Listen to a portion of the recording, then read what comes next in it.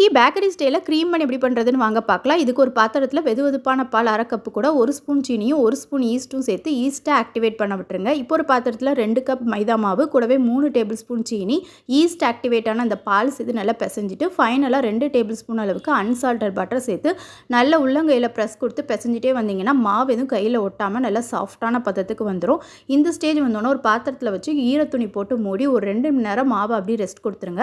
2 மணி நேரம் கழித்து பார்த்தீங்கன்னா மாவு நல்லா உப்பி வந்திருக்கும். இப்போ மாவுலேருந்து பெரிய சைஸ் பால் எடுத்துகிட்டு மேல் லேயர் எடுத்து அடி லேயர் அப்படி மடித்து விட்டு பன் மாதிரி ரெடி பண்ணி வச்சுக்கோங்க. இப்போ ரெடி பண்ண பண்ணலாம் இன்னொரு 20 நிமிஷம் துணி போட்டு மூடி வச்சுட்டு 20 நிமிஷம் கழித்து நல்லா மீடியம் ஹீட்டில் இருக்கிற எண்ணெயில் பொரிச்சு எடுத்திங்கன்னா பன் ரெடி ஆயிரும்.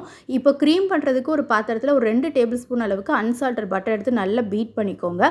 அது கூடவே 1/2 கப் அளவுக்கு பவுட்ரு பண்ண சீனியை கொஞ்சம் கொஞ்சமாக சேர்த்து ஒரு 10 நிமிஷம் பீட் பண்ணிங்கன்னா க்ரீமி ஸ்ட்ரக்சரில் ரெடி ஆயிரும் நம்மளோட க்ரீம். இதை வந்து பன்னுக்கு நிறைய ஸ்டஃப் பண்ணால் சூப்பரான க்ரீம் பன் ரெடி.